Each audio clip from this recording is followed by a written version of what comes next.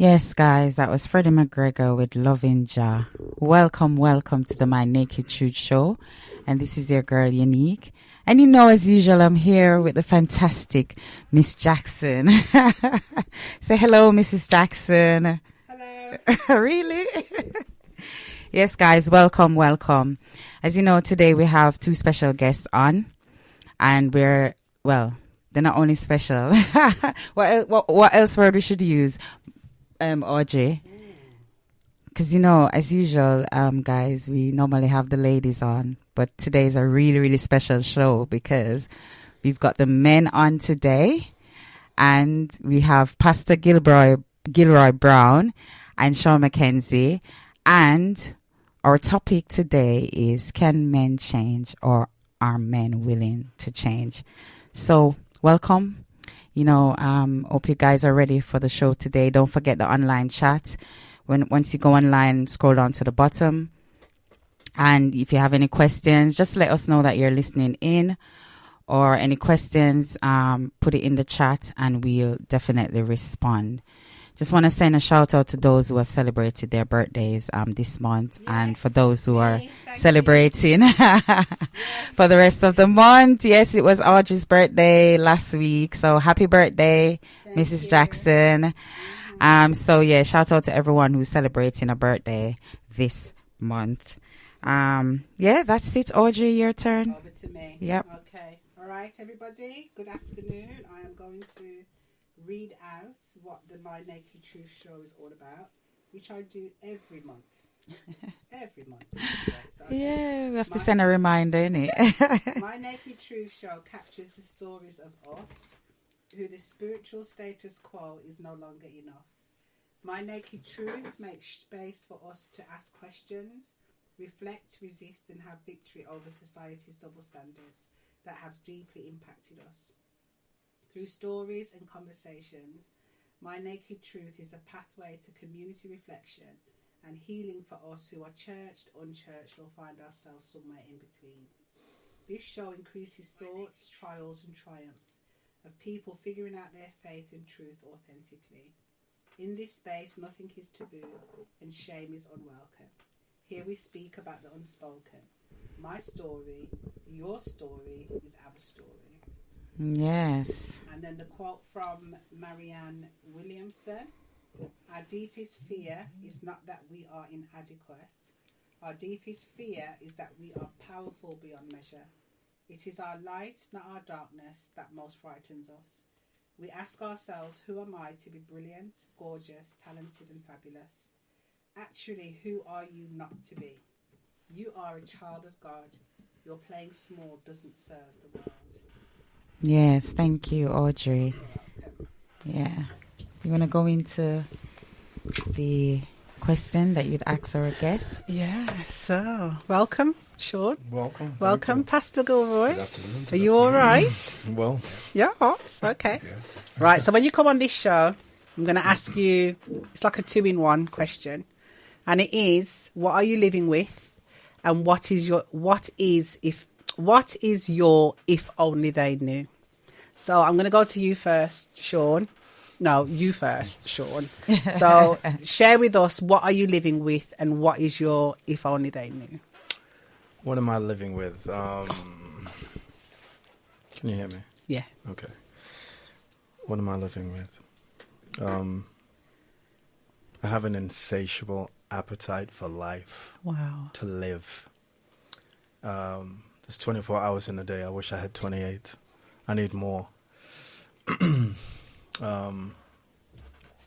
I love life and what comes with it, the struggles, the hardships, the triumphs, and it definitely molded me. And I love that. And what am I living with? Now, what is your if only they knew? If only they knew. Yeah, if only they knew. That daily I struggle with. I'm a new Christian. My walk. I struggle daily. Sometimes the old self rears its head. Yeah. I struggle with that daily. That's good. So Okay. yeah. That's what I'm living with. Wow, that's beautiful. Thank you for sharing, Sean. You're welcome. And Pastor Gilroy, over to you. Afternoon. Good For me, excuse me. Good afternoon. The question for me, what am I living with? I'm living with that question of, am I fully following the steps that the Lord has ordered for me? Wow. That's it. For quite a while, I've been doing that. You go through that self-examination. Yeah. And the other question was about... If only they knew. If only people knew how tough that is, because you, especially if you're in a position where you have to look after a flock or be there for people. Yeah. You've got to appear to be well held together all the time, knowing exactly where you're going and what you're doing. And you've got to do that because you've got to ensure that people you're supporting see strength in you. Yeah, yeah. But we also have our moments when we're thinking, Lord. You know what?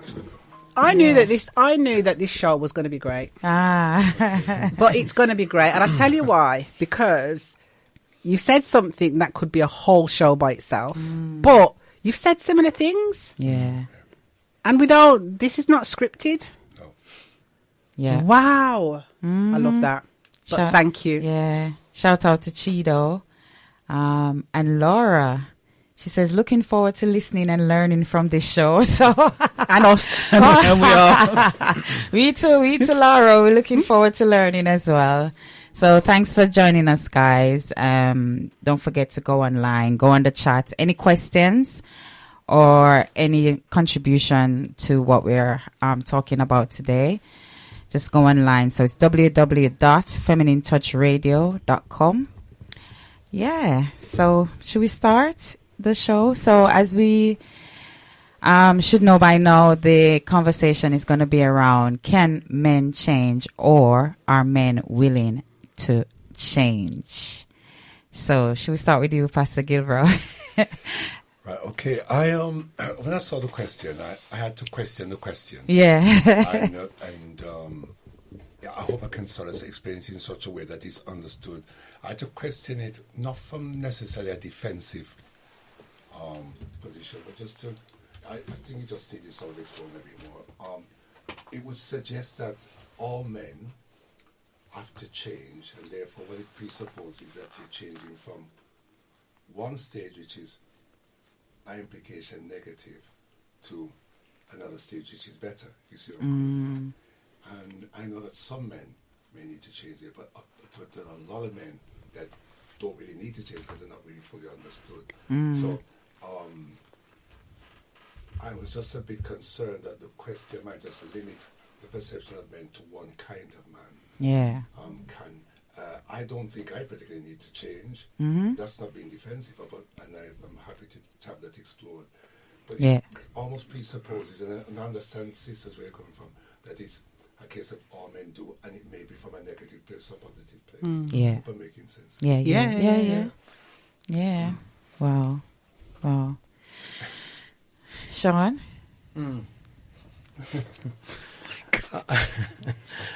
Because we did ask the question, can men change? That was the main topic. And then you said, and you came in with the, or are men willing to change? Yeah, but it also, I can piggyback off what Pastor said. Initially, when you look at this question, you read this question, and especially because where you're coming from exactly, what are we talking about specifically? From the get-go, you think, well, are you guys talking about relations? But you expounded and said, well, it's more than that. But essentially, I took it that, okay, here we go, women beating up guys again. This what it, can men change, or men are dogs? And this is the red. You know what I mean? We hear this all the time. Can men change? So you and I, we've had this conversation many a time, and the dialogue. You know, can men change? Are men willing to change? And bluntly, yes, men can change. Are men willing to change? Well, that depends on the individual. Yeah. With being the pastor, we can't. Nobody nominate. We can't speak for all men. We can speak for us. Yeah. You know what I mean? I agree with Pastor. The certain things he says he doesn't feel like he has to change. I feel like there's certain things I do have to change in my life. And now, what are we talking about now? You know what I mean? Yeah. What are we talking about specifically? So if we can be more specific, I know there's a lot of people listening. Like Yeah.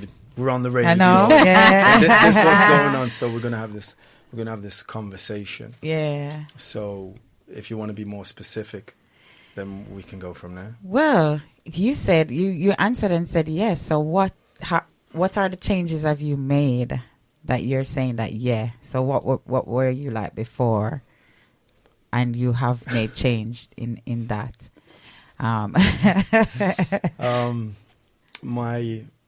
As I said, I recently 3-4 years ago gave my life to the Lord. Before then, I wasn't a good person. I wasn't a very nice person. Without airing all of my stuff out there, but I just wasn't a good person, and somebody that was conflicted, torn, lived a certain lifestyle, and I knew better. It isn't that I didn't know better, and I think because I knew better, that was made it much more harder for me. Even now, as I stated, even changing now, and it's every day I evolve, and I'm growing, and sometimes that old man will rear his head, and I find myself like angry or upset, but I'm in a very good place, and I thank God for, like I said, for everything that comes my way, good or bad, because I take it as it's a learning experience, and I grow from it. So for me, that's basically it in a nutshell. Yeah. Would you like to share, Pastor Brown, what you... Excuse me. I think everything Sean says, I share that as well. I think the question needed just exploring a bit more, be more specific as to what we mean. I repeat the point I made before. I'm not on the defensive, defending men per se. No. It's just that the question is I challenged myself. I thought, well, what question would I think should be asked? Is, well, perhaps it's, what are men about? Yeah. We say to men, okay, tell us what you're about then, and then challenge us to define ourselves there. Yeah. But there is a case of certain kinds of men that do need to change. At the same time, when I said I don't need to change, I don't say from the point of view I was born fully made. No, I grew and evolved too, just like Brother Sean here. I've been on my journey too of understanding what it is to be a man, understand what it is to be a black man, understand what it is to be a Christian man, a Christian black man. There's all those different dimensions of what it means. And I think within it all, one of the key things is being true to yourself. Sean was brave enough to realize that he needed to change. I've also realized I need to change in certain things, and having that courage to do so, realizing that change is what actually brings about the improvement. Based on the courage to do that, and being surrounded by people who can advise you in the best possible way as well as to how you can change. Yeah, instead of putting down. I wanna say this. You said something. Being a Christian, being a black man, being a man. There's so many, especially for us being a black man. You wouldn't know what we go through, what we have to do as black men, what we're subjected to, and people have so many negatives about black men, and black men are this, and they're not fathers to the children, and they, you know what I mean? And I think it's we've been done such an injustice. You know what I mean? Historically, what do you look back at? I look back at my father, and I prayed that I could even be a third of the man he was. Wow. A great example. Amen. You know what I mean? Great example of a man, and he wasn't perfect, not by any means. You know what I mean? And we have, and it's a cultural thing too. As most black men, we have this thing. I'm talking about relationships now. We feel, when I say we, just generally, you have 2 or 3 women on the go at the same time. That makes you the man. That makes you the man. Another notch on your belt. That ego, that bravado, that machismo. I'm the man now because I got all these women. Whereas, essentially, it's the man that has that one woman and loves her as though she was 3 women. You know what I mean? Right. And, you know, and we get this thing that, you know, all black men, they just run around and father children and don't do the right thing by them. But what about those men that do? What about those men that raise the children by themselves with absence of the mother. Those And it's things. not unheard of, but things like that never get spoken Because about. we They tend just- to focus on the negative a lot. If you see, so many things are there. So this is a very complex, multi-layered situation, right? And I do think that, and I commend you both as well for giving men the chance to talk. Challenge us by all means. Yeah. But, because there's a narrative spun out there about That's us. the whole point, Yeah. because we're tired of beating down, Amen. and we can't be answering the questions Yeah, for the men. I grew up with a father who loved one woman, and that was my Yeah. mother. And I grew up as a black man who, women are beautiful, no doubt about that. Yeah. And black women even more so, dare I say. Amen. Right? Amen to that. Okay. But I grew up as a man who only wanted to find one woman to love. Yeah. Seriously. Okay? And people who hear my name, they might think, oh, yeah, tell us a woman. I can tell you from the depth of my Yeah. heart, one woman to love. Yeah. And there are many men out there who look for one woman to love. And there are many men who started off with having many women and realized, hold on, you can only really have one woman. Yeah. Because, you hear the term treasure. It's never treasurers. It's one. Yeah. There's a one. Yeah. That's worth pursuing, preserving, honoring. That's it. And, there's many out there who are looking for that. There's some women Yeah. too don't expect the man to be, single-minded and wanting one person. So there's a suspicion of no. Yeah, something not right. Yeah. Something not right. Yeah. But I think it's society in it and what's planted in us from we're growing up as women. But there's a question somebody's put on the chat to say to both guests: is true in men a matter of personal will? I'm not sure. Or does it require a shift in societal system that reward harmful behaviors? Yeah, I don't think I understand. Is it meant to say is truth? Is truth? Is that what you're trying to say, Lisa? That's from Lisa. Thanks for listening in. Is truth in men a matter of personal will? I guess that's what she's saying. Or does it require a shift in the societal system that reward harmful behavior?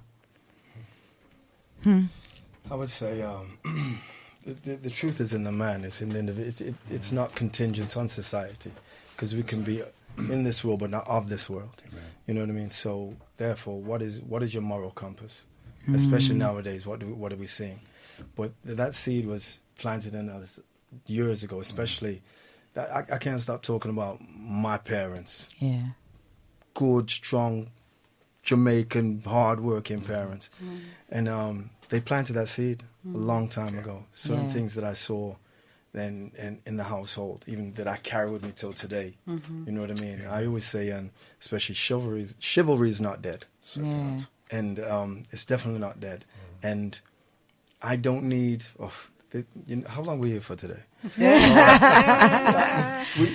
I'm gonna just deviate a little bit. We had a topic in my church once, and they were saying, do you believe that women are taking the part of men nowadays? No, not in any way. Not in any way. I responded to the young lady and I said, well, if you knew what a real man was, maybe you wouldn't have had 3 different children for 3 different fathers. Yeah. And oh my goodness, she wanted to take my head off. You know what I mean? It's just that you can't. I don't need permission to be a man. I know my role as a man, especially as a God-fearing man, a spiritual man. And I'm not getting on the politics of a man and a woman. I believe if a man can lead, a woman will follow. And I'm not talking back in the day, 2 steps behind me. You're my equal. You need right. to be right next to me, then God above us. Yeah. You know what I mean? So there's a lot. But did you always know your role?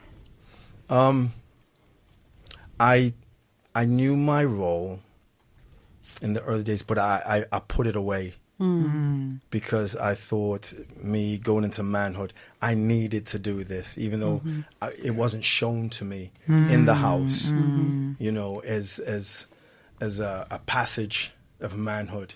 And you have a knowledge of self, but sometimes it would be, you put it under that bushel, put that light out, you know what I mean? So, and especially in relationships, I, for one, You know what I mean?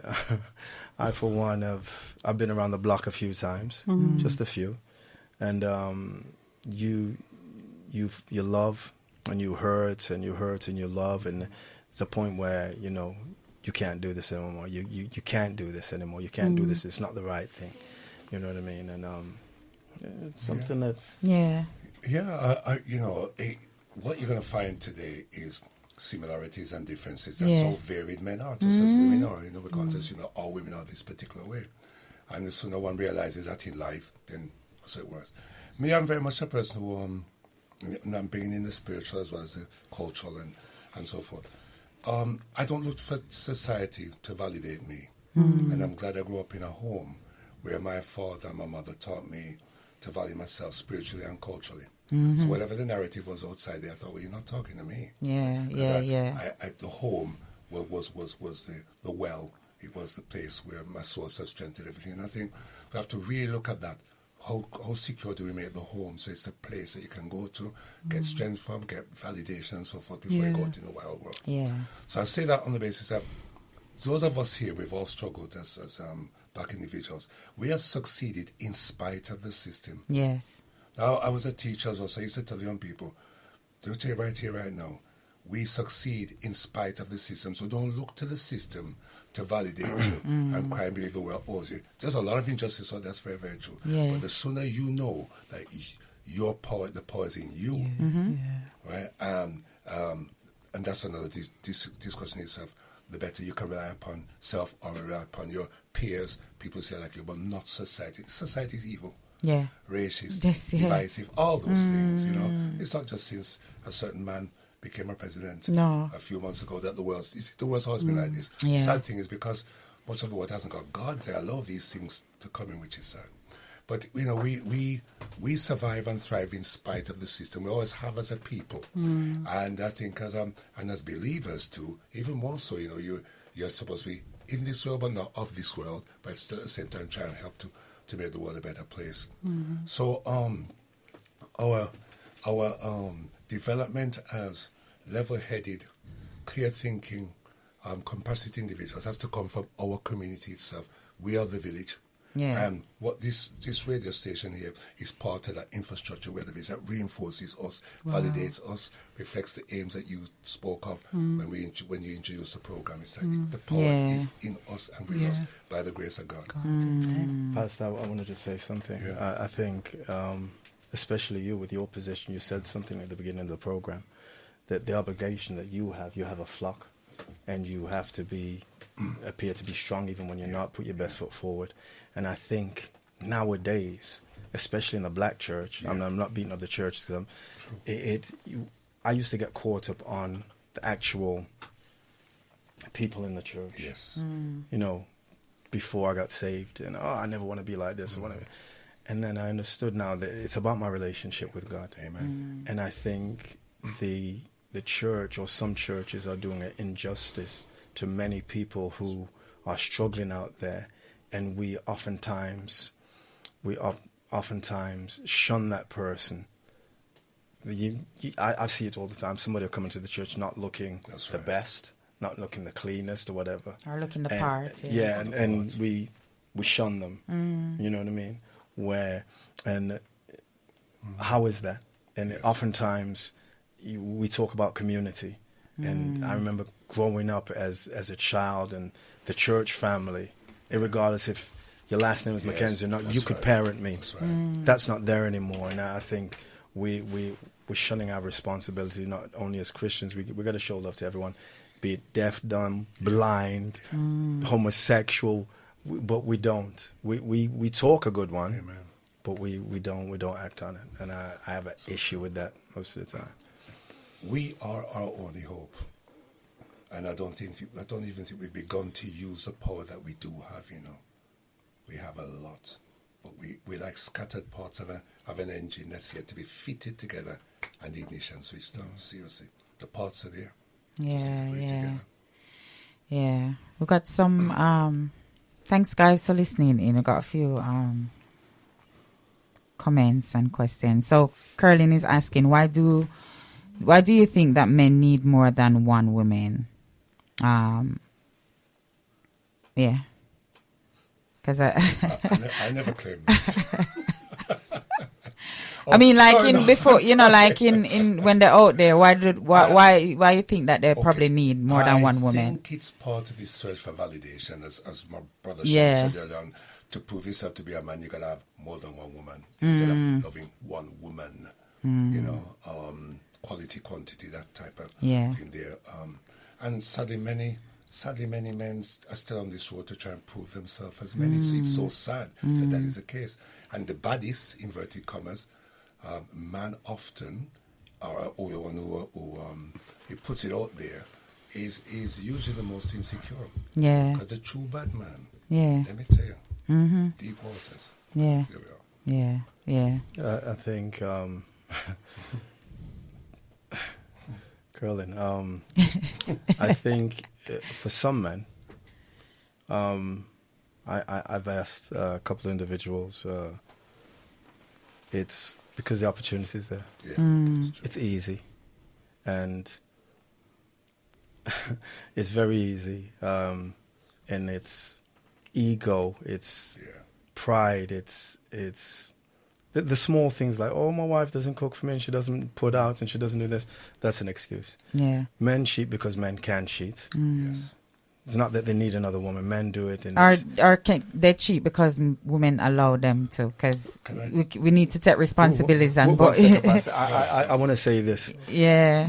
You will look at Pastor and you'll see, for example, and Lydia will know that Pastor's married happily. Yeah. And white picket fence and the puppy, everything, and go after him for whatever We know reason. that's a fact. Yeah. Whatever reason. Yeah, it does And happen. there's some men that deal with multiple women, and multiple women are content to be side chick 1, 2, 3, 4, and 5, Absolutely. and it's not an issue. It's not, and they. So I'm not blaming the woman because it takes two to tango. You know what I mean? But that happens so.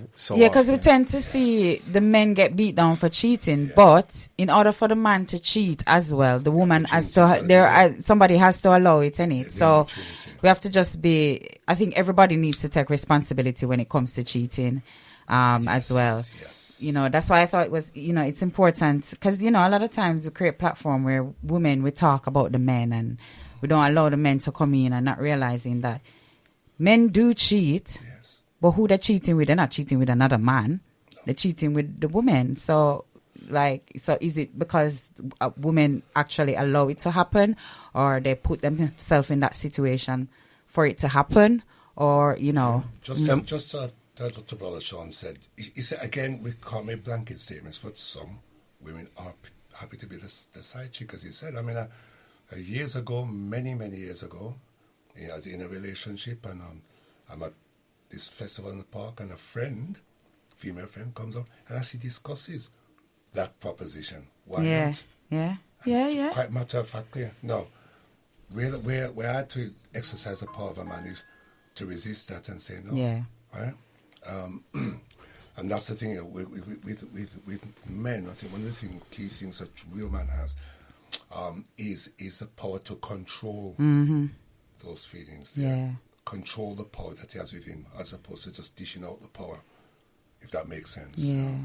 But we have to remember too, as women, we have a certain power as well. Yes. So it's just being truthful. We have a certain power as a woman. So yes, a man can be, because that's how God made us with this power where we can manipulate as well. We can come over even the most powerful man, you understand me, and get them to do things that they don't necessarily want to do, but they end up doing it. Adam. Right?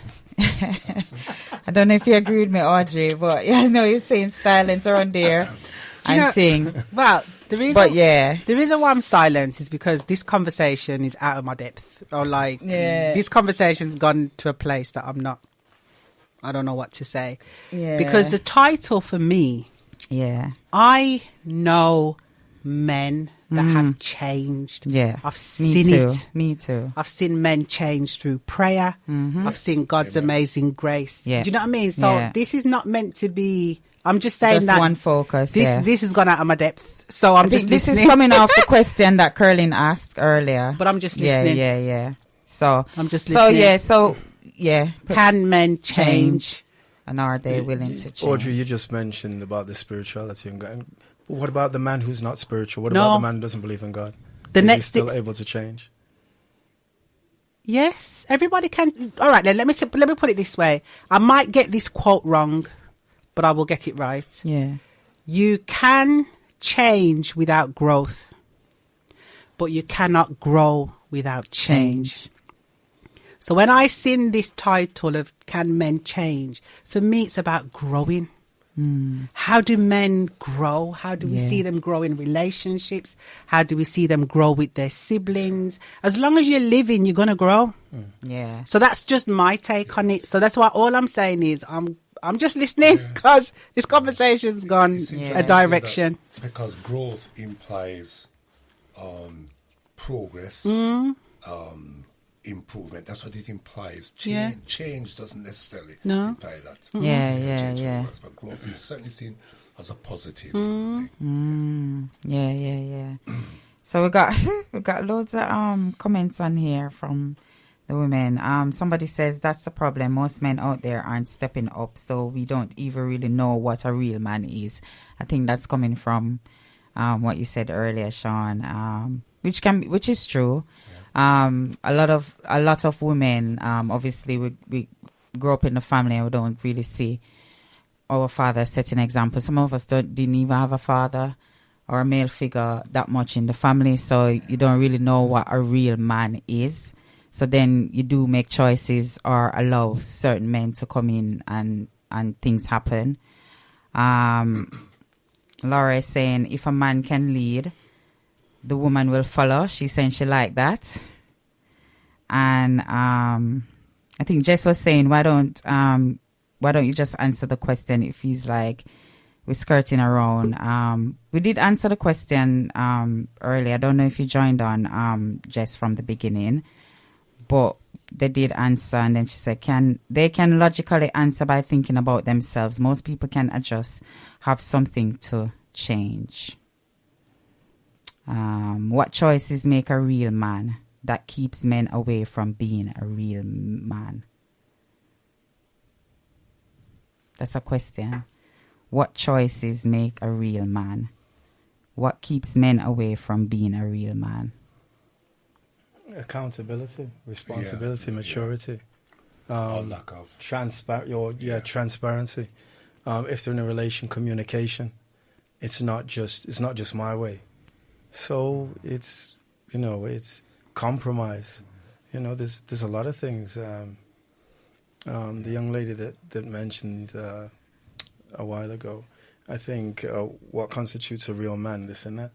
I think for some, and don't beat me up for this, some are content just have a body in their bed or in their presence. You know what I mean? And it's a physical thing, or someone would think, oh, well, he's a man because he provides and he brings this to the table. Suppose you're in a relationship and the man can't provide. Suppose, hypothetical situation, he's going through school. Would you love that man enough to hold him down while he's going through school? Yeah. So I think, while you point fingers at men, I'm not saying she is, always point one at yourself also, because especially in the family unit, and this dynamic black family as well, the dynamics are different. Yeah. You know what I mean? So it's not just, I don't think there's a wrong or right answer, but there's just so many different answers. Yeah, there is. What that question made me think about are the various influences out there that teach men about masculinity, directly or indirectly. You look at the dramas on TV.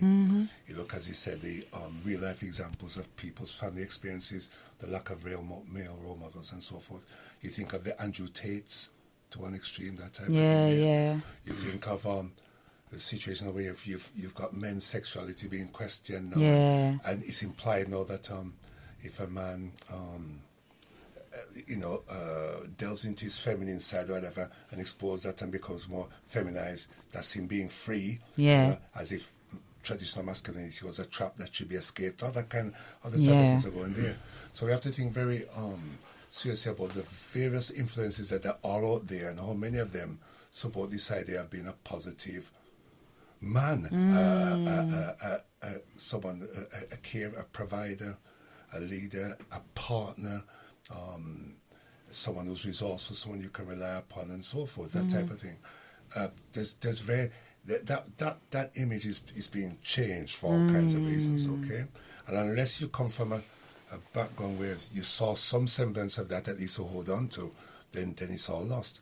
And again, I go back to programs like this. I think programs like this are vital because you're still educating people, and as we grow, our mind expands. We take in new knowledge and so forth. We need more of this. I remember back about 20 years ago, community radio. A lot of it was just pure music all the time, and very few discussions. You thought, what about the intellectual aspects of the human being? That's not being addressed. So it's things like this, I think, will help to change that narrative and perception. Part of it. And I think a lot of it too is with these single families, rearing children. And I'm not saying especially, you have some very strong, especially black women, not just black, but through every community. Amen. But I know this, you can't teach a young man how to be a boy. There's certain things that, you know what I mean? But there are very strong black women out there, and these black families. And I think now, as you said, it takes a community, it takes a village. Yes. You know what I mean? Yeah. No longer can some parents talk to the child now for fear of the child, how the child might respond or deal towards that parent. You know what I mean? And where is Adam? Where is Adam? You know what I mean? Where is Adam? Where, like, where is Adam? Why me? I'm my children, and I'm old school. I lay hands in the name of Jesus. You know what I mean? And I came up underneath that. I don't think I went too far wrong. But it's just now Audrey can't discipline my child or speak to my child, or even if Audrey approaches me about my child, more on turn around and cause Audrey. How dare you tell me about my child? That's what we've become. Back in the day when we were kids now, Mr. So-and-so down the road could come to you and say, you know what, I just saw your son doing that type of thing, and you accepted it. Again, it's so many different discussions could come out. Parents and children. Many parents are afraid of their children. They've got to admit it. And many of our black parents are afraid of our black children too. Many of us have an aversion to beating because we were beaten as kids before. And then some of us didn't do me any harm. Do we have to have a debate around that as well? Right? But for my children, and I'm saying, I'm perfect. I often used to say to them, I love you, but I'm not going to spoil you. So you get that in first, I love you, I'm not going to spoil you. And it's this type of thing. My mother used to say, I don't care, I love you, and I'm going to do this. You might not like me for it now, and that type of thing. And in the end, I had to admit as a man, Mom, you were right. I'm going to stick with it. But again, people need help with that. I have a question, but I have to go, I'm going back to something that was said. Do you think that we see men as a whole, or do we just see them for their behaviours? Because they're a whole person. It depends on what eyes are looking at them. You know what I mean? It depends what your standard is. And what your filter is, what my filter is, which could be my upbringing or experiences. So, there's many that might see the man that gets up every morning, 3 o'clock, and goes to work and comes in, and then, you might see the guy in the flasher car that just does the clubs in this. It depends what eyes you're looking at him through. You know what I mean? And also where you're at too. It's good to ask a question, and Sean's opened it up. That there is this holistic picture I look at as we can't judge men with a blanket judgment, and at the same time got to understand they've got a variety of men. You've also got to understand that one individual man there's a holistic aspect of him as well. That's right there. And I do feel more discussions like this where men are asked about, so what are men about? Tell me. Will help. Because as you said before, Unique, that much has been said about men, but not from men. People who have lived with men, there were women then who have. I'm not saying the story is not real, but I think the more that men are challenged to talk about what it means to be a man and where they're coming from will help. I do believe that. Yeah. And I notice, thanks guys for listening in. Just want to send a shout out to everyone that's put on the chat. There's a lot of stuff on the chat to go through. So, but I'll see. We'll try and find time to go through the comments, ladies, to go through. And, the question is, can men change? But I noticed that a lot of, most of the women are putting up about relationships, but it's not just about the relationships aspect. Because when a man learn how to change, it affects everything. That's right. Not just the relationship that he's in. It affects his mindset of life, providing, thinking about his children, work, all of these things it affects with the change. So we don't just want to focus on just the relationship part, because the question is, can men change, and are they willing to change? And if they can change and are willing to change, it affects everything in their life. So somebody saying, back to the relationship part. All right, let me just try and go through some of the comments,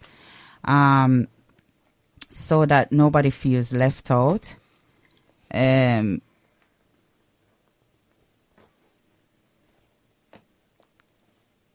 All right, Rose is saying, the men, women, and our community must set and maintain a high moral standard that we must all strive to uphold.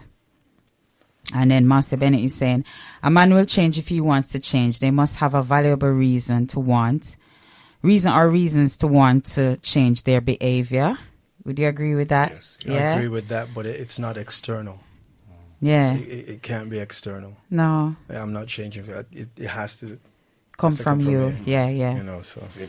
Amen. And Andrea is saying, progress is proactively taking positive steps to change your behavior. Rose saying, our community need a school that educate both men and women how to effectively play their roles. And then Sharon is asking, how do you know you're a side chick? Not all women are aware. I will come back to that, Sharon. Jesse's saying, think about mindset, how you perceive and respond to situations. Values, feelings, and behavior matter. I agree, social media affects us.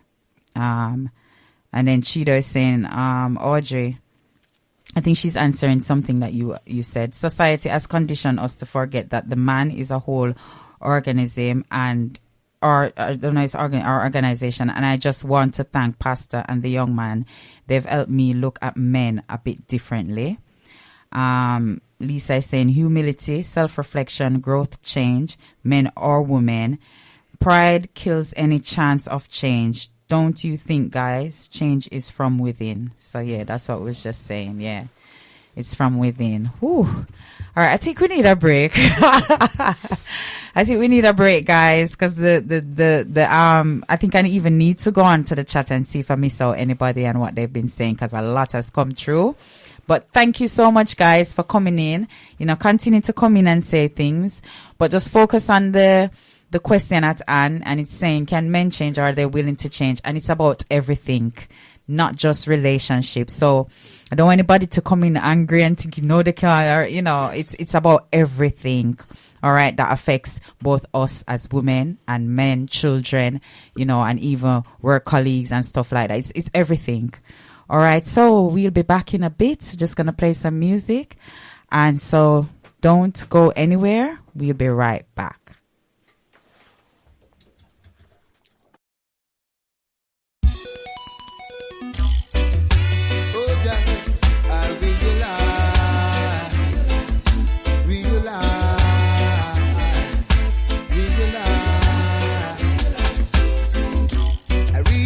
This world is filled with bandits,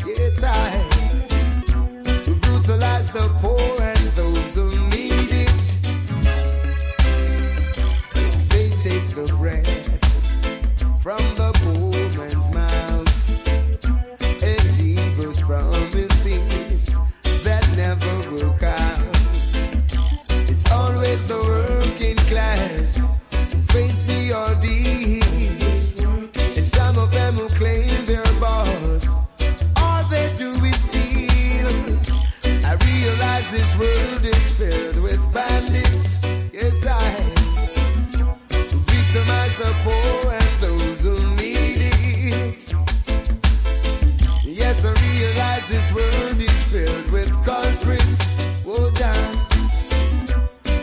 behind to them and those false prophets. I can't sit by and watch my people die. I can't hear the crying. I know the reason why. So much injustice, corruption in high and low places. People of all races are facing atrocities. They realize this world is filled with bandits. Yes, who brutalize the poor and those who need it. I realize this world is filled with culprits. Oh, yeah. Go behind to them and those false prophets. Judgment for them and those who try to deceive the children. God will reward them according to their works. They take the bread from the children's mouth and give them nothing. Plans never work out. How can we survive in a world like this when there is no equal rights and no justice? I realize this world is filled with bandits. Oh, John, who victimize the poor and those who need it. I realize this world is filled with culprits. Oh, John. But woe behind to them and those false prophets. Oh, Jah, bandits, turn them out at home, culprits. Don't let them get you down, bandits. You cannot support culprits. They must get them out, bandits. Run them out at home, culprits. Don't let them get you down, false prophets. You cannot support them, their pulpits. No. I realize this world is filled with bandits. Yes, I am. Who brutalize the poor and those who need it.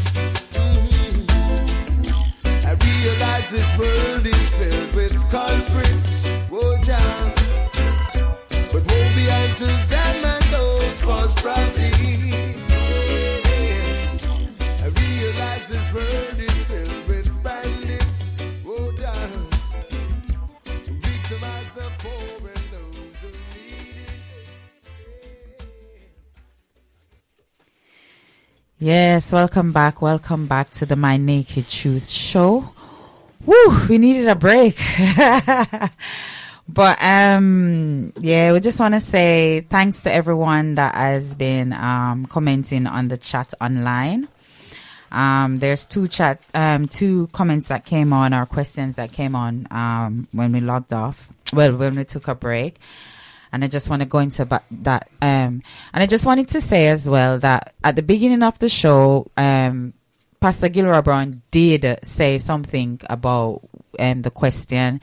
And I just want to say, Pastor, can you just say that again when we asked the question in the beginning? Yeah, well, I questioned the question. Yeah. And it wasn't from a defensive place, but just to seek more clarity that if you say can men change, it can judge all men under one banner. Yeah. And presuppose that men need to change because they're moving from something that's negative to something that's positive. Yeah. So all men then need to change because all men are deficient in some particular way. That's how it could be seen. Yeah. And I put forward perhaps a question such as what are men about? Yeah. That is answered by men, where you say to men, okay, then tell us about yourselves. Maybe it might have been another way of addressing it, and therefore understanding that it's much wider than you think. Yeah. Yeah. So so there's two quite a few comments. So Jess is saying, whether you are looking at men, women, in this case men, look at it in general. Do they have the capability to change? Majority do if they choose to. Would we agree? Yeah. Yes. Yeah. Yes. And Laura is saying, do you think that the man has to know himself to know what it is that he needs to change firstly? It takes a lot of reflection to get that point. Yeah. Yes. Yes. Yeah? The man needs to be self-aware enough to recognize that there's a need to change, and then be willing enough to do the work required towards changing. Yes. And hopefully receive the support as well. Yeah, and that's it too as well. To receive the support from the women as well. Yeah, we support them and not always just beating down and saying things, because we all do play a part in it, in everything that's happening as well. So yeah. So, do you think that the man has to know himself to know what it is that he needs to change firstly? Of course. Yeah. Yes, definitely. We always take self-inventory. Just like when you're going out and you're looking in the mirror, you want to make sure you're put together. You stand up in front of that mirror and you look at yourself. It's the same thing. Self-reflection, growth. And you'll know in your heart, well, I'm falling short here, my shortcomings here, I need to work on this. Or even if my partner's something, you need to work on this. You need to communicate more, whatever, you know what I mean? But for personal growth, of course, you have to take self-inventory. And you have to have some measure to at least have an idea. So where do I need to go next? If growth is this road with so many key points to it, then you need to know what lies ahead. What's the next stage, and then what's the next stage after that? Yeah. If you're going to grow. Yeah. So yes, you're going to have an idea as to what you're aiming for. Wow. Audrey, what's that sweet smile on your face? Talk to me, because I notice you're quiet, No, it's I did have a question. It's gone up my head now, and it was to do with. I think it was to do with what you said, Sean. I can't remember what it is now. When it comes back, I'll say it. Yeah. But yeah, keep the questions coming in. As we were saying when we got off, we tend to, in society, it's always beating down on the men, no matter what area in their lives. If it's work, I don't know, Sean, you mentioned somewhere earlier about, sometimes you go in a relationship and you're probably in a position where you're going to school, so you can't really provide, as society depicts how you should. But is that woman willing to help support you through that time, to go through that, so that you're able to then be the man that you're supposed to be, or as what society says the man's supposed to be. So, could you just elaborate more on that? Because, it's like a lot of times women can tend to beat them, because you see, a lot of times every woman is different, and they will think about what a man should be and how he should be providing, or how he should be around the home and everything. But that don't necessarily suit every woman. Some women are glad to do what they need to do for the man to then, even in the news I heard, this new film that came out called Sinners, and apparently his wife was helping to support him at one point. And then now, look where he's at now, and where the film, how much money he's making now and what's happening now. But, is that something that we find that women would do, or would they be in a position where they would be beating down on the man, or, I think it varies. You have couples that will support you, eat out of one pot, and now you can eat steak, through hard work and sacrifice and support. And then I find way too often now, for me personally, I've been in situations where I've had conversations with women, I need a man that's making 5 figures. Yes. Can you spell 5 figures? What are you bringing to the table? Little tight skirt, can I say breast? Yeah. Maybe that. I'm just saying. You don't say it already. All right. I'm like, what are you bringing to the table? You want a man with 5 figures, or he has to drive this particular car. Why? That's his car. So when guys pushing a 6 Series Benz or whatever, that's his car. Not because he's driving it, it means it's yours. You know what I mean? So I think we're very materialistic in it, and it's just about money. True story. I used to date this young lady. She was a speech therapist, and I think she was making something like, when I was in the States, $20,000 a month. Right? And I was my measly couple of thousand a month. It was nothing. And never once did she ever use that in any way to try to put me down or anything Yeah. like that. And we're still building it. It was never an issue for me because what I did, I always supported and she always supported me. And I find way too often now it's just about that dollar sign, that pound sign. Can you Yeah, provide this for me? yeah. Of course, a man has to provide. You know what I mean? But to what lengths? How far will you go to make don't know. it happen? Yeah, yeah. The truth is, there's a lot of good men and a lot of good women out there, and Yeah. a lot of it comes down to your choices. Your choices. You know, what social circle are you in? What network are you in? Social circles, networks, and those things will consist of particular people, Yeah. particular characters, and so forth. So if you're constantly moving in that circle, you're going to just end up with the same. Yeah, It's just yeah, that as well. yeah. I'm not saying that you should see yourself above and better than anybody else. No. But you know, branch out a little bit, you know. And read, and it's about reading signs. I was a long time ago, long before I met my wife. I was about to enter into something, relationship, and a voice said, "There you go again." Yeah, And wow. as the voice said, "There you go again," I switched and turned because it's the same old. Yeah. And you, and often people see red flags. Red flags are there for a reason, Yeah. you know. You could be the red flag. Yeah, yeah. Let's just be honest about things. Yeah. It's your choices, and too often we'll blame the other person for the choice we made. There's that as well. But there's still a lot of good people there, men and women. Let's widen our vision. Yeah. in this time that we're in with social media, the TikToks and everybody, you know, taking pictures of the food when they go out and, you know, I'm wearing this, I'm wearing that. We're caught up on these Joneses, you know what I mean? Yeah. And we want to be the coolest couple in church or coolest couple on the block, you know what I mean? But at what cost? At what cost? Yeah. Why can't we just be content? Of course, nothing wrong with looking good or dressing well, but at what cost? And I think these things are what pressure relationships. These things put pressure on men. Men put themselves under undue pressure to want to provide.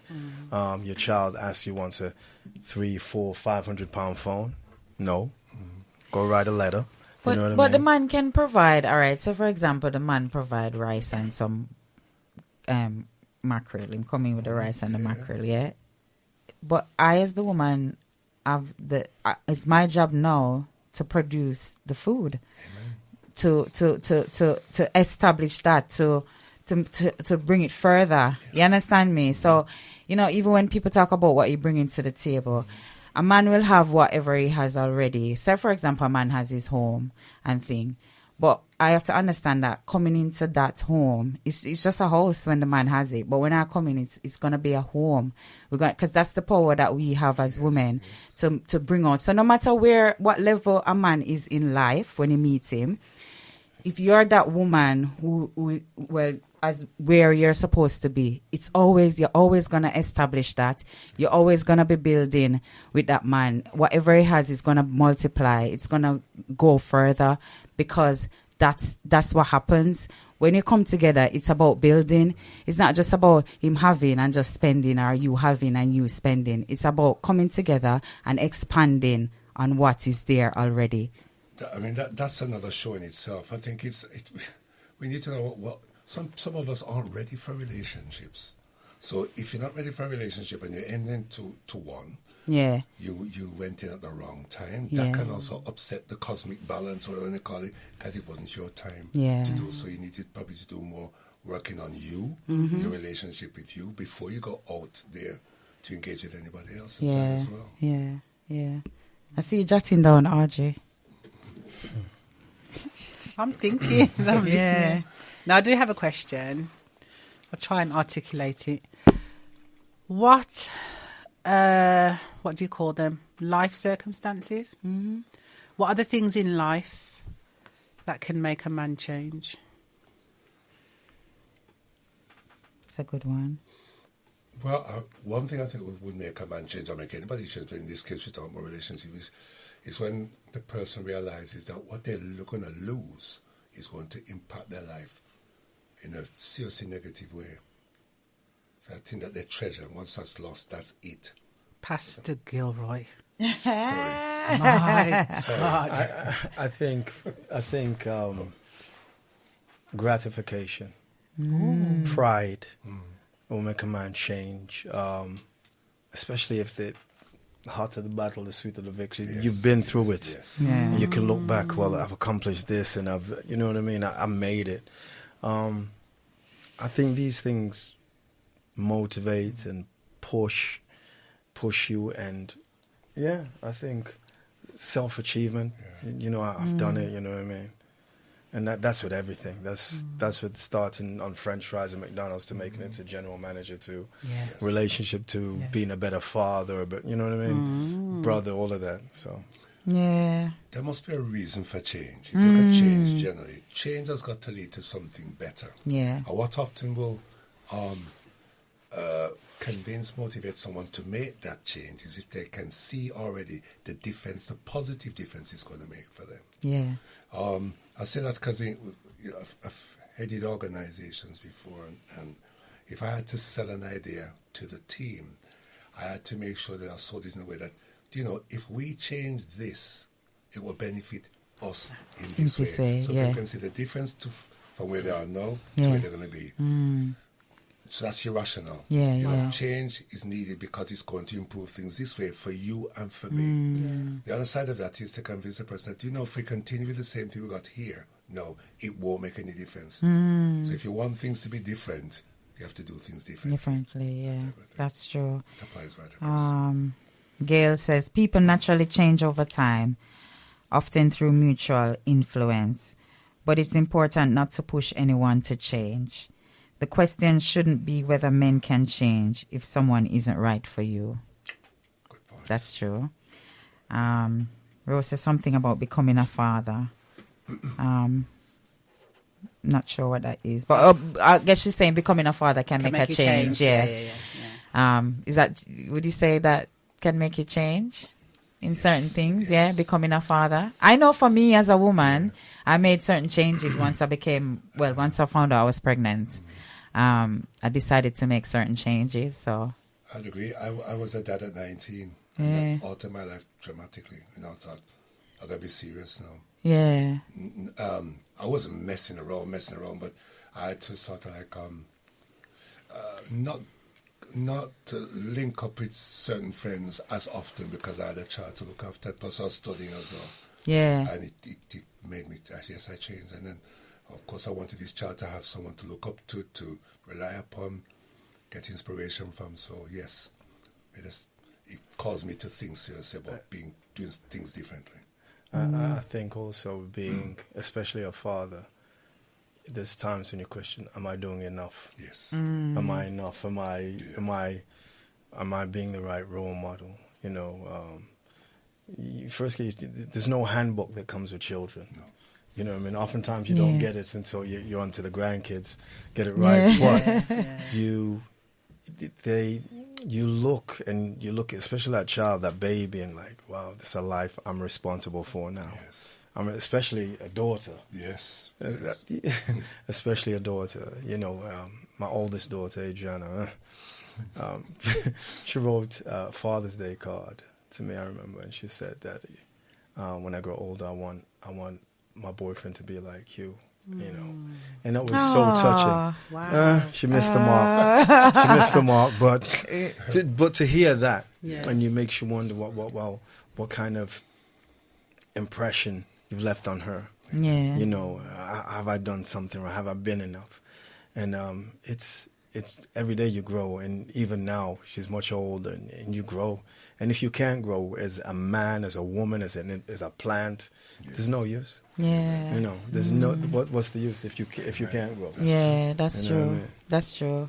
I mean, when you say it, because I understand that, because, but what I realize is that kids don't listen to us. They watch what we do. So a lot of times we think, of what I told them is all right. What I teach them, is it okay? But yeah, we can tell them and show them this, the book, whatever to them, but they're watching you. Amen. And obviously, whatever she's saying to you, she's obviously watching what you're doing, how you probably treat other people and how you treat her and whatever. That's what they watch. They watch your actions. They don't do what you say. They don't, because I always think, and I always notice this with my daughters when they're writing stuff. They're always talking about things that I've done, and I'm like, oh, I didn't even realize they were watching certain things that you don't even think that they see it. So that would be what they are aiming after. You know, we would think that when we go through the struggle times and we think that that's the worst time, that's what inspires them, because they see that you still pick up and you're still going. They see that you can still provide. They see that you can still go through, get up, go to work, you know, teach, inspire other people. Those are the things that they're looking at. They're not looking at the good, what you think then you're teaching. Yes. They're not looking at those things. So yeah, you know, just to elaborate on what you're saying, yeah, and then that's where we're thinking, oh wow, when they say these things, it really shocks us, because it's like we don't realize the depths of what they see as children. You had somebody that sent in a message, and she said that men and women need to go to a school to learn how to. Yeah. But I agree, but education starts at home. I just want to throw that in there. Yeah. It starts at home. I can't, you know, no disrespect to you, being a teacher, but education starts at home. Yeah. You know, and then teachers at school just enforce it, reinforce You're right. I mean, even though as in the teaching profession, I always regarded parents as co-educators, which meant, as you said, Sean, that it starts from home. Education is from the cradle to the grave. So children are learning all the time, even before they go into formal education. Yeah. You know, so because you think it's more than just reading, writing, arithmetic. It's about values. It's about attitude. It's about you know, values, attitude, subconsciously, unconsciously, all those aspects that make up the individual. Yeah. Which the home, in the majority of cases, provides, because that's the environment in which the child lives most of the time. So it's absolutely right. Yeah, that's true. That's true. Yeah. And, you know, regarding when we're talking about men and changes, I just thought of something just now that I was thinking to say about changes with men. You know, have you got anything more that you want to say, Audrey? No. Or any question? I believe that men can change. Yes. We all go through life. Yeah. So, this is what I was going to say. Because, you know, men, we grow up in a society where men are taught how to be men, per se, right? To be tough, not to cry, not to, you know, if you cry, you seem to be somebody that's weak. Yes. What's your view on that, Pastor? Because, you know, we tend to be like, oh, if a man, especially we women as well do that. And this is where we talk about beating down on the men. You know, if a man cry or appear to be a certain way, it tends to stem from that he's weak. What's your view on that? Because, you know, we're talking about the changes or things that we have to unlearn when it comes to... I do believe that men can change. Now, by the end of this session as well, yeah, most listeners will be convinced that that's the case. Men are constrained, put into boxes as well, which doesn't help. Men are human beings, first and foremost. And human beings, we have a range of emotions. And then within that, then society tries to fit into certain boxes. So straight away, men are human beings, so men will display being men in different ways. Okay. I believe that a true man is a man who can cry and not be ashamed to show it. yeah, Because Jesus wept, and he's a good example of a true as a man. God, our Father, God feels compassion. And if we're made in God's own image, then we should feel the same thing too, bowels of pity and so forth. So for me, a man who can shed a tear and not be ashamed of it is a true man, because there's nothing to hide. It means you can feel things. And I think, trying to answer this so right, women need to see or to understand that men do have a tender side and appreciate that tender side. Yeah. Okay. I saw my father display that, and I've displayed that, and I would encourage many young men who I've worked with, I've said to them the same thing too, because that frees you as well. Yeah. Holding yourself in this straight jacket all the time, and you implode. So Yeah, and I think it affects most men mental health absolutely. because they know that they're feeling a certain way, and they're not able to express it, especially if they're around a certain type of crowd. If you look at the football, for example, many footballers, they'll cry tears of joy having won the championship. Yeah. It's accepted there. So let's look at that, you know. Yeah, because it is an emotion, whether positive or negative. It is an emotion. Rose is saying education starts at home, but if the adults are not equipped with the information, then it is important that there is a school that we as adults have somewhere that we can get the missing information. So yeah, that's it's true. Yeah, we do. You know what? We tend to always say, yeah, things start at home, but there's a lot of things that we have to be unlearning as adults that we've been taught in the home, and we've thought that that's good. But then as adults know and realizing certain things, we realize that when you look back on some things that our parents do and the choices that they made, they were coming from a place of what they know, which wasn't necessarily good. And yes, a lot of things, and that's it. We do learn everything that we learn it from home. But is it the right thing? That's the thing. Is it the right thing, Sean? Because even though, sometimes we're saying, yeah, because, we can come out and say, I saw my dad and parents do this, and we feel that it's something good. But is it though? Is it? Yeah? No? Is it? It depends on what it is. Yeah. I believe our parents may not have been as educated as we are today, because everything evolves, but very wise. Yeah. Even our such wisdom that they imparted and gave to us, that you couldn't go to Oxford and learn that.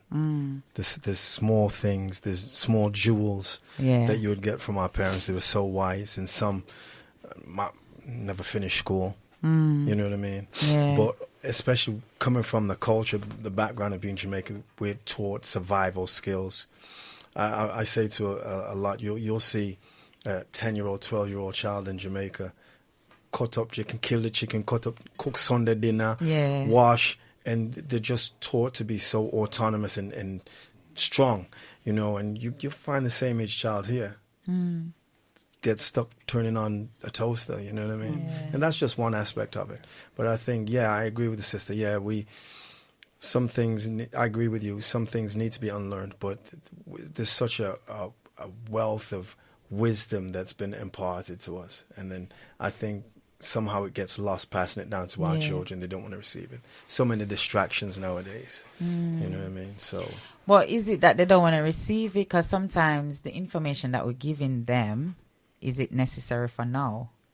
Is it information that will suit them without question? now? Without question. Some things. Because some things, we're trying to impart. Because one of the things I've learned, we're talking about changes and making decisions. As a Jamaican coming to the UK, I was trying to grow my children with what I have, but I wasn't brought up in this country. So I had to realize after a while that it's a different culture, it's a different time. So certain things and how I would want to impart on them, it just wasn't working. It just wasn't, it just wasn't happening. And it wasn't fair for them as well, And it's something that I learned after, after you go through the motion and everything. You learn these things because I was brought up a different way, in a different culture, in a different time. And yes, certain things was good for them, like the how to keep the home and the cooking and all of these things, was good for them, and certain proverbs that you learn and certain saying for them to understand. But then certain things, certain lifestyle of things, or way that they would have friends or communicate or do whatever else it is based on the culture that they're in now, wasn't even necessary. So what would you say as a... I find for the most part, I'm just going to say this, that what our parents gave us, manners, it's universal. Mm-hmm. It's universal. Good evening. You find these kids here just walk by. Yo, call them back. Yo, you don't see me? or want to call you on a first name basis. It's 2025. It used to be Mr. Jones, Mr. Smith, Mr. Jackson. Yeah. You know, manners is universal, are universal, and that's. I agree. You can't beat the wisdom of our elders. And proverbs and sayings. Yeah. You know, it's African tradition, really, but you know, the Caribbean's got many of it, and of course, we come from a Jamaican background. It's culture steeped in it, and I remember as a child, my mother used to come up with so many phrases that I remember to this day that I realized were signposts for life. Mm-hmm. You know, words of wisdom to guide you on your journey, and you know, and the greatest intellectuals in this country have got nothing to equate to that. So yeah, I fully agree. We need to preserve that aspect of our culture. We really do, and it's up to us because society not even aware of it, let alone wanting to value it and preserve it. We have to. It takes me back to a point, doesn't it? From I think this is following on from the person you read from. We talked about there needs to be a school. Yeah. And we need to look at that creatively. And I know exactly what she's saying. There needs to be a place or spaces where we discuss these issues. Yeah. We inform one another. We educate, re-educate, and develop and support and change. Because there's many people there who probably want to provide a stable home for their kids but don't know how. Just because they came from a dysfunctional background doesn't mean they don't have a desire. To do something better. So what is a school? We have to look at that. It may have to be a virtual school. I do believe that programs like this is part of the school. Yeah. I believe the church is part of The the school, school. yeah. Okay? The community center and organization is part of the school. And it's those spaces or institutions within our community that's going to help preserve who we are, keep the good and develop us. And we now are going to get to a stage where as a community, we're not just talking about it now, we're doing something about it. Yeah. And I believe that this station is one brick in the Yeah. have to think that way. And even though we ask the question, can men change? They can. I believe they can, but with the help of the others around them. So with the help of the women, with the help of the other people around them, it can happen. It can make a change, and it's about, when they're making the changes, notice that change, acknowledge it, and let them see that you see the change in them. Because a lot of times we see the change in them, but we tend to just focus on the bad only, the negative stuff. But what about when you see them making those good changes? Say something, commend them on it, and they're not going to do everything over in one night. It's something that's going to gradually happen. So if every step of the way you can reward them.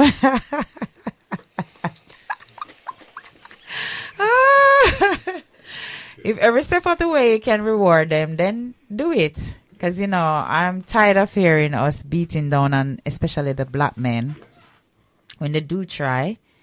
But a lot of times they just end up reversing back because it's like, so what may I do it for? What am I doing it for if I'm not getting the reward? If you can't see the good that I'm doing and actually say it, then it don't make no sense. So we all play a part in it. And we have to take responsibility, even as women, to help the men with the changes. Would you agree, Audrey? Watch out. I don't understand how Audrey going like she's not part of the show today, I'm on mute. Oh. I'm on mute. What do you have to say, Audrey, when it comes to changing men? I know it's possible because I've said it before. I've seen it. Yeah. And it was beautiful. Yeah. It was beautiful. There was one person for me, I knew them what I would call their cocoon years. And then I literally seen them just become the butterfly. Wow. And it was beautiful. So I do believe men can change. I believe this conversation has been very good. As I said, it's gone in a way that I wasn't expecting it to go. But however, it's been enlightening. And I think one of the things that what I'm really picking up is that change takes time. Yeah. So you have to have patience. You have to have grace. and even accepting when somebody has changed. Because I'll tell you something, you know, when I was married, because I'm a widow now, but when I was married, I used to get so angry, you know. Why this man going around the same mountain and expecting a different result? See me going, you know. Until one day God said to me, Audrey, why are you going around the same mountain expecting a different result? And I had to humble myself. Yeah. So it's about having the grace and the patience and the wisdom to embrace the change. Because the thing is, the man will change, but you'll probably change as well. So you don't know. And as I said before, change is part of, you can't grow without change. Yeah. You can change without growth, but you can't grow without change. Changing, So yeah. I would just say thank you. Thank you for sharing, opening up and Oh, got a few more thingy dear. on here. Okay. So somebody says, what beliefs or behaviors have you unlearned from your parents in order to grow into a better version of yourself? Wow. Repeat the question, please. What beliefs or behaviors have you unlearned from your parents in order to grow into a better version of yourself? Right. That suggests, in a sense, that it's almost like the can men change question, that there's things I needed to unlearn from my parents to be a better person. Yeah, but so what are the things? Okay. Yeah. What beliefs or behaviors? Because, you know, we tend to mirror our parents. So what are the things that you've unlearned to become a better version? I can only speak for myself. What I found was that I didn't appreciate enough of what my parents were about and tried to do things my own way. Came around full circle and realized that everything they said in the beginning was right. Oh. That's just for me. Yeah. That was me. Yeah, somebody says different. Yeah. John? What I've learned from my parents, both parents, my father's a steel worker, my mother a nurse, and they were content to go to work, provide for a family. There's nothing wrong with that. What I've learned from that, I've took their work ethic. I'm a very hard worker. But what I took from that is not to be so safe, to step out on faith. Yeah. I say this, walk away from my regular 9 to 5 and form a company. You know what I mean? And still have that work ethic. My parents were the best parents that they could be with what they knew and what they had to work with. And my father would come in and just give his paycheck to my mother. And she would give him money to go to the pub.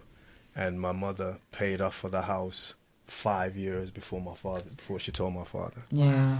So it's things like that I take. But what I unlearn is to be, you know, we tell our children, you know, go to school, get a good education, get a good job.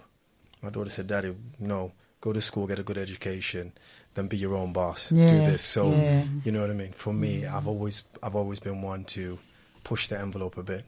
You know, even if you fall down, end up looking up, you get back up, you go again. You dust stuff and go again. Yeah. So, you know. Yeah. Yeah. If you could just say, hear what Sean said, I may have answered the question slightly wrong, in the sense that my parents taught me a lot of things, which I followed. Obviously, I wouldn't be where I am right now, but I didn't fully appreciate it at the time. So, and similar to what Brother Sean said about values of, you know, having high aspirations, having a plan, trusting in God, were very, very important. But one thing my father said about money and education, he says, don't chase after money as your sole objective, because a man can steal it out of your pocket. With education, he can't steal it out of your head. No. But with education, you can get money. Yeah. And earn money. So, yeah, that's true. Wow. Roy saying men can and do change. Amen. Yes, we agree with that, Roy, definitely. And Kaz says people will only change long term if they want to. People will not change for someone else. Accept people for who they are. And Rose, I think she coming back to what was said. Any establishment or group can be a school, providing the same teaching is adaptable by all.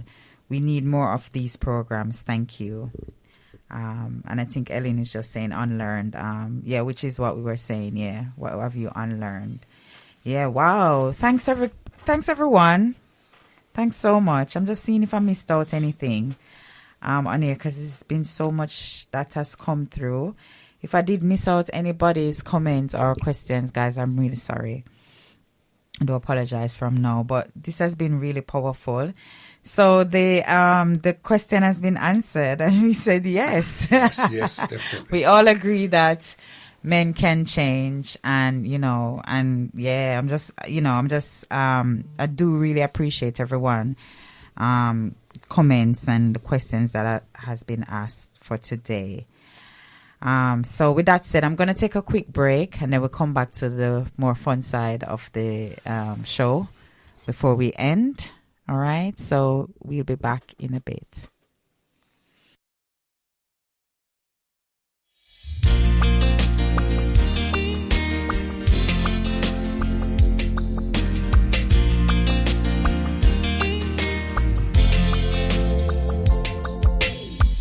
I was in a tunnel and couldn't see the light.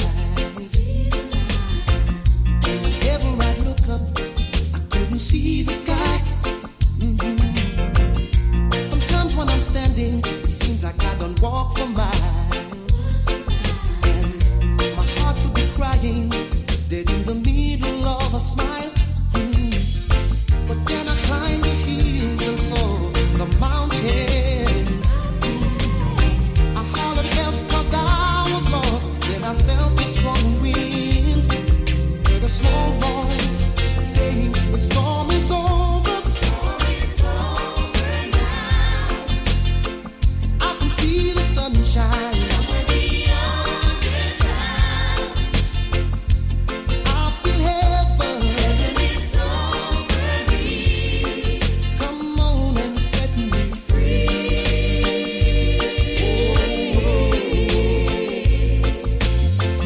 In the midst of my battle, all hope was gone.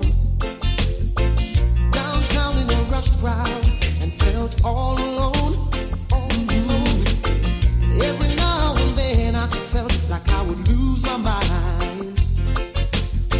I've been racing for years and still no finish line. But then I climbed the hills and saw the mountains. I hollered help 'cause I was lost. Then I felt the strong wind. Heard a small voice saying the storm is over. And I can see the sunshine. I feel heaven, yeah. Come on and set me free. Free, yeah. Somehow my beginning stepped right in. Then faith became my friend. And now I can depend on the voices of the wind. When it said the storm is over,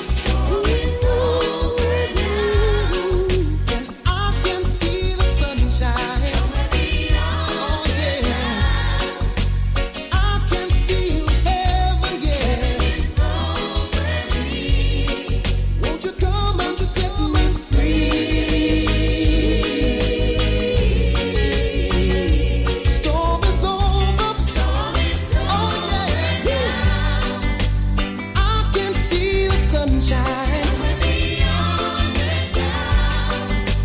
I can feel heaven, heaven. Won't you come and set me free? Won't you come and set me free? Oh, the storm is over. And I can see the sunshine.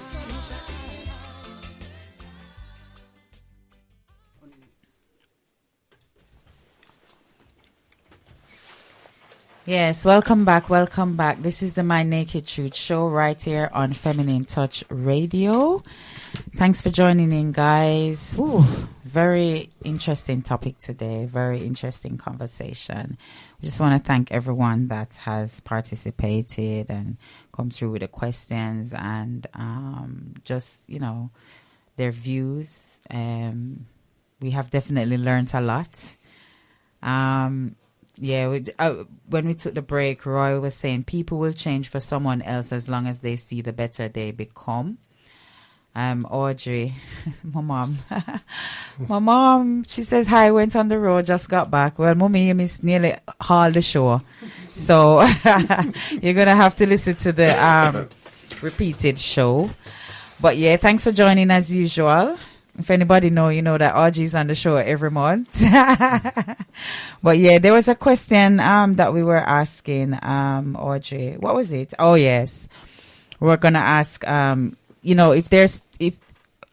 based from this topic that we're talking with the men at the moment, what is it that, you'd want to hear we talk about when it comes to men and changing or whatever it is where the men are concerned? So you can drop it in the chat, let us know. Or just general topics. Or just general topics for discussion. Yeah. So yeah, you can just drop it in the chat, let us know. Yeah, Pastor Gilroy Brown, you wrote a book called Redeemed. Yes, I did. Tell us a bit more about your book. It's an autobiography, story of my life up to 2014. Generally, it charts my spiritual and professional journey growing up, and the lessons that God has taught me along the way. And a sub-theme of it is, it's about someone who knew from the very beginning that the mark of God was on him. That was me. But I spent most of my life running away from it. I was a pastor's kid. And pastor's kid has particular pressures. You're in the limelight. Pressures put on you to be this, to be that, and the other. You loved one side, resented on another.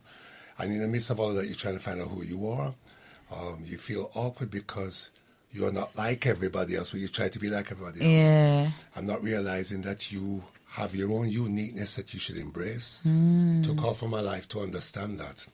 Understanding that, you are born for a purpose and it's God's purpose, and you won't be happy and complete until you accept that. Yeah. And then that's where redemption comes in, because you realize then that God does see value in me, but he wants me to live this particular way.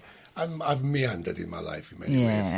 You make mistakes here and there, and it's learning that each of the experiences, there's a lesson to be learned in it. But had I listened to the voice earlier, I'd have avoided some of the things. And you can't deny your destiny. Yeah. So that's it in a nutshell. Okay. Where can we find the book? On Amazon, or you can contact me directly. Yeah, for those of you who know Pastor Gilroy, you can contact him for the book or go on Amazon. What's the book called? Redeemed. By and it's Gilroy Brown. Gilroy Brown on it. So don't put in Pastor Gilroy Brown. No. It's Gilroy Brown. Yes, thank you. Helen says more conversations between men and women to explore. I guess it's from the question. So she wants more conversations between men and women to explore. So yeah, we could have a show next time. We'll have a topic where we have both men and women on talking about the thing, whatever topic we decide to talk about. Curlin says, thank you, Pastor Gilroy, Sean, and ladies for having these men on, and great topic. Thank you. So, okay. So, before we normally finish the show, we just have some little fun question that we ask. And this is normally just to say, what book or film have you watched lately? Because we kind of collect stuff so we can watch. So we start with you, Pastor. Oh gosh, well, we've not watched any films of their own, but there's some amazing dramas on TV at the moment. Channel 5, the Feud. Oh. It concludes, is it next week? Yeah. Gripping. The Feud. The Feud. On Channel 5. Channel 5. Hear that, guys? And one called Reunion. Oh. Was on BBC about that deaf guy who spent 10 years in jail. Seeking revenge. It's good, yeah. Moving. Okay. Moving. Yeah. Reunion and the Feud. Okay. Any books that you've been reading?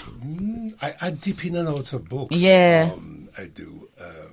So none of late, no, Yeah. to my shame. Yeah. No, it's okay though. The Bible. The Bible. The Bible. And sometimes Yeah. Yeah. Yeah. Okay. What about you, Sean? Any film, TV shows that you've watched lately? Book that you've read? Films. Gangs of London. The series. It's the best. Is it? It's the best. Gangs of what? Gangs of Out London. of 10, I'll give it about 19. Seriously? Gangs of Okay. London. Was it on Netflix or something? Yeah. It is, yeah. Netflix. Yeah. One of them. One of them. Yeah. Okay. And as far as reading, I haven't read any books. And I'm just going to be shameless what I'm going to say right now. Yeah. But reading a script. Ah. I'm reading a script. Yeah. And I just wanna give a shout out to Gap Studio. Yeah. I want to give a shout out to Sade Davis and the crew over there. And I'm in a play called You're Making It Happen at the Rep Theatre in Birmingham. And the only thing I've been reading is a script. It's just killing me. But I want to shout them out, and I love what they're doing.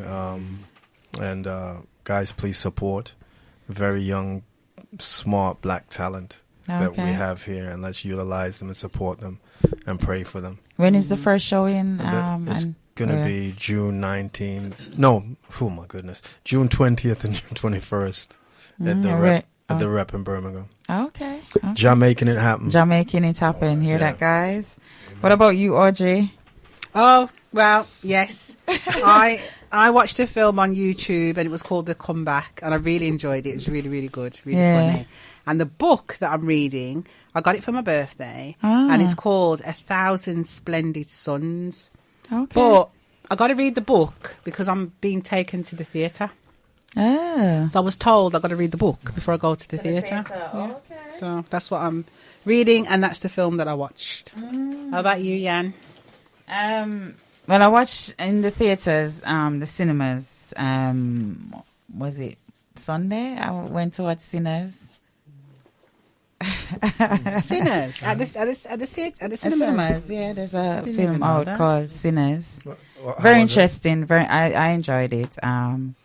What's it about? Sinners. Sinning. No, it's a vampire, but it's how they did it. Because sometimes we can go to movies and watch it, but I look out for the subliminal messages in movies and the deeper aspect of it, and I think it was very artistic. I mean, part of it that I liked was the love interest for Michael B. Jordan, and I think that was very profound for me, because normally when you see the love interest in films, it's this slim, fair skin, or of a certain type, but she was representing for the black women out there, full-bodied, and everything, and I really like that in the film. Very creative, very artistic, but yeah, I enjoyed it. And then I watched a thing on Prime called The Invitation 2 nights ago. It was like a thriller, so it's called The Invitation. And the book I'm reading, I'm still reading Stilettos in the Kitchen, because it's a workbook. So I'm still reading it and going through it and everything like that. So I'm on the part now where it's talking about how well are you loving you? Answer these questions honestly. So there's a set of questions that I'm having to answer for myself. And one of the questions, it says, are you okay with being by yourself? Yes, I am. All the and time. I think, yeah, definitely. So that's the book that I'm reading. So yeah, that's what films and movies. Interesting, isn't it? All right, guys. So we've come to the end of the show. We got about 10 minutes to leave, and we just want to make some announcements. But before I go into the next show, Audrey, you've got something coming up. Can you just let the viewers, the listeners know? So I will be doing my annual event called Widow's Breakfast, and it'll be on the 10th of May. So if anybody, it's for widows. So, you can contact me at widowsbreakfast@gmail.com. So on the 10th of May, starts at 9. 9 a.m. till 12 p.m. Okay. And I just want to go back to the chats because a few people have left some comments on there. Oh, Jesse's saying topics for the show. Where do we see or what is the future for our young black men in England? And how about looking at mental health of black men? It's still being overlooked, which I think is really, yeah. I like that one, Jess. Definitely. And, somebody said, Porty, well, go on. It says, hey, Yenny, great show, well educational, real life stuff. Thanks for listening in. And Mummy come back. She says, sorry I missed the show. Would have loved to hear what Pastor Gilroy and Sean had to say. Glad you're intending on having more topics that both men and women can discuss openly and honestly. Well done. Don't worry, you can listen to the replay of the show. So for those of you who don't know, we do the show every month. And the next show is on May. Oh, I forgot to write down the date. It's the last Thursday of each month. I forgot to write down the date, guys. May the 29th. Yeah, May the 29th is the next show. And it's usual time, 4 p.m. to 6 p.m. And the topic that we're discussing is coping with grief after your ex-spouse dies. And that's with our guest, Marcia Bennett. Interesting. We're looking forward to talking about that topic. As you know, on the show, we talk about topics that we don't talk about regularly or that we don't talk about at all. So I'm looking forward to talking with Marcia Bennett for next month. So that's the next show. And guys, guess what? We have an Instagram account, My Naked Truth Show. So can you know, please, everybody that's listening now, don't come off now and tell me that you never hear, right? Cause we still got 9 minutes to the show. So go on to Instagram and follow us on the My Naked Truth Show. Follow us, for updates, and the link is on there in the bio to, listen to the previous shows that we've done. Okay. Chido, thanks for joining. She says, thanks for this, all of you. Great show. Mommy said, possible topics for men. How to treat women as queens and men as kings. Cho. Yes, definitely. The topics are coming in. And we are going to keep up with this. So we need to write them down, Audrey. We need to, because people are coming in with it. And looking forward to that topic with Marcia. Yes, that's for the next show. So thanks, guys. I think that's it. Yeah. So until next time, good show, thought-provoking. Oh, Simon, thanks for listening, Simon. Thank you so much. So we're glad that you enjoyed the topic. We wish we had more time to go into more things, but we'll definitely be inviting, if they're willing to come back on, but especially the topic about the mental health. Yeah. We want to go into that one. I think we're going to look at that one as the next one to talk about having to do with men, because it's not something that we talk about. And, mental health and issues always seem to become a weakness once, especially when it comes to in the men arena. But, it is something that, come on, guys, men have feelings too, they have emotions. They have all of these things that we go through as women as well, So, we need to, I'm glad you put that forward, Jess. Thank you so much. So we're going to look into it and we're going to see if we can get the men to come back on and talk about that topic and the rest of topics that were mentioned. So thank you, guys. Enjoy the rest of the day. We're just going to close out with some music. And we will, as I say, at the end of the show is, what about the topic of narcissistic behavior? All right, Mommy, we're going to, all right. We'll write them down and talk about them.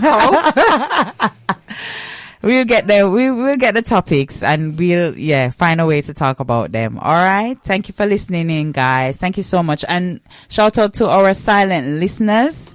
We do know you're there, so thank you for listening in. And you guys enjoy the rest of the show. Peace out, and until next month. Bye.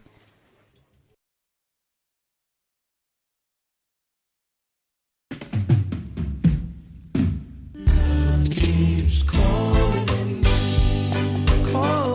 baby.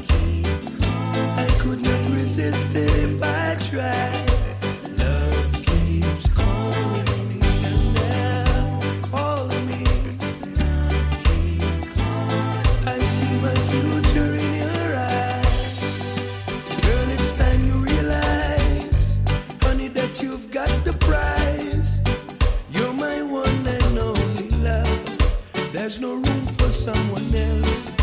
There could never be another, 'cause no one else can do, no. Ooh, honey, as I sit at home, thinking of how we used to be, praying that in your world there's a place for you and me. Could you find it in your heart for us to make a final start? I want you for my girl. Oh, I'm so sad when we're apart. In everything I do, I hear love calling me. And I'm so helpless, I have to go. Don't you know? Because your sweetness I'd be missing, baby. You've got me where you want me, don't you know? And while the angels watching over me, I'd love to have you in my glow. Only the love that you give me works for me, baby. It's such a blessing the way we flow. No. Love keeps calling me. Could not resist it if I tried. No. Love keeps calling me. No. See my future in your eyes. Ooh, let me be that special man in your life. Let me give you my love tonight. Let me treat you right. Every little thing will be alright. There's a special place in my heart, given to you right from the start. Honey, you're the nearest to my heart. Teardrops froze when we're apart. I love it when you do the things you do. Leaving would be hurting me. I would be so lost without you. Everything I do give reference to you. There is none to compare. No one can please me the way you do. If you stop and take a look, you would see the picture's just you and me, baby. Then the vibe would be so free. Would be so free, baby. Ooh, love keeps calling me. Could not resist it if I tried. No. Love keeps calling me.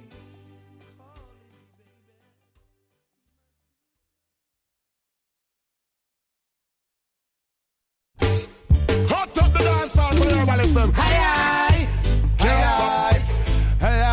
Fuck so love it. Here come we burn it. Dig that. Give it mighty spice. I don't smoke cigarette 'cause it will stop my breath. Oh God. Oh God. And I don't sniff coke 'cause it will make a joke. Hey, yeah. All I smoke is the real cushion peng. Cushion peng make I wanna smoke again. Pass the cushion peng. Pass it over. Oh, yeah. Sit ya. Pass the cushion peng. Pass it over. Take it away, yeah. Say that this is natural mystic, real naturalistic. Put down this spliff, let's light the chalice the more way. Like the chalice I said the wicked perish. Peter touch slap the chalice in a Buckingham Palace in front of stay. Josie light him chalice. Who can't stand it, them a go vomit. Ganja fibo like when Selassie I visit. Yo, hammy habit, just got to have it. If me no have it, then me lose it, touch a magic. If you use the cannabis, let me hear you shout out, hip hip hooray, hip hip hooray. This is Spice and Shabba, we are chant on the rhythm, shout hip hip hooray, Hip, hip. hip hip hooray. If you use the cannabis, let me hear you shout out, hooray, hip hip hooray. This is Spice and Shabba, we are chant on the rhythm, shout hip hip hooray, hip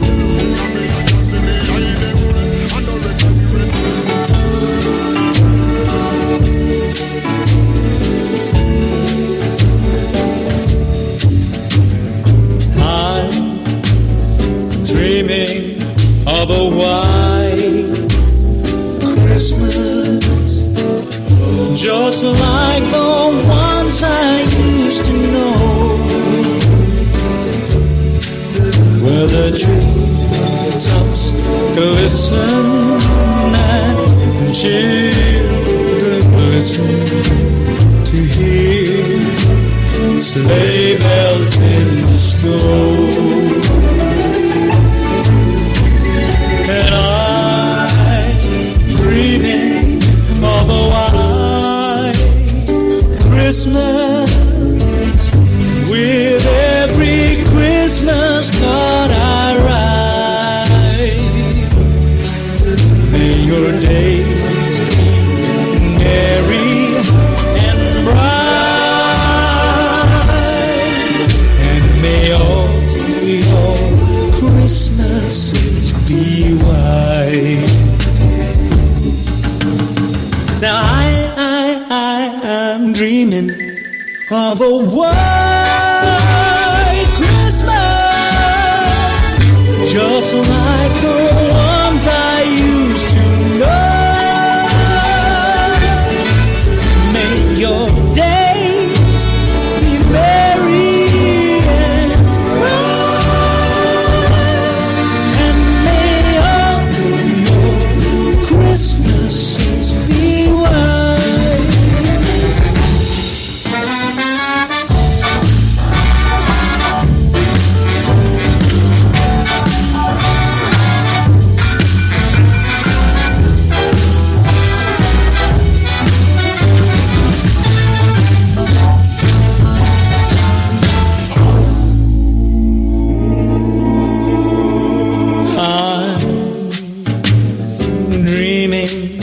Of a white Christmas, oh may all your Christmases be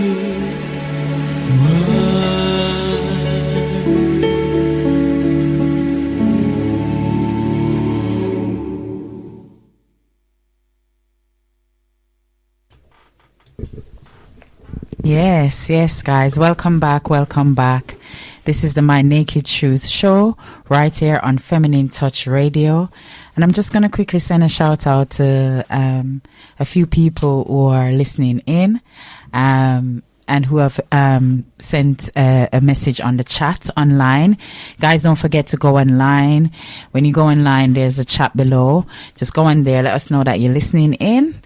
Or, if you want to be part of the conversation, that's fine. Just drop your message or your questions there. So we got a message from Diamond all the way from Canada. Thanks for joining in. Christopher from Florida, South Florida. I don't want to leave off the South. And then Cheeto. And she's saying that she's enjoying the Christmas music. Oh, thanks for joining us, guys. And for everyone else that's listening in, I know I've got some messages on WhatsApp, but okay, if I miss you, it's only because I'm talking on the radio and I can't really stop sometimes to, send a shout out. But whenever I can, I will. So just bear with me, guys. Okay. So welcome. And as you know, I'm here with my lovely co-host, Audrey Jackson. Over to you, Audrey. Okay. Good afternoon, everybody. I hope you're all well and having a good week so far. We're going to start off with our quote, as we always do. And it's the quote by Marianne Williamson. Our deepest fear is not that we are inadequate. Our deepest fear is that we are powerful beyond measure. It is our light, not our darkness, that most frightens us. We ask ourselves, who am I to be brilliant, gorgeous, talented, and fabulous? Actually, who are you not to be? You are a child of God. Your playing small doesn't serve the world. And then I'm just going to remind everybody what the My Naked Truth show is all about. So My Naked Truth show captures the stories of us, who the spiritual status quo is no longer enough. My Naked Truth show makes space for us to ask questions, reflect, resist, and have victory over society's double standards that have deeply impacted us. Through stories and conversations, the My Naked Truth Show is a pathway to community reflection and healing for us who are churched, unchurched, or find ourselves somewhere in between. This show increases thoughts, trials and triumphs of people, figuring out their faith and truth authentically. In this space, nothing is taboo and shame is unwelcome. Here we speak about the unspoken. My story, your story, is our story. Yes, it is. Yes, guys.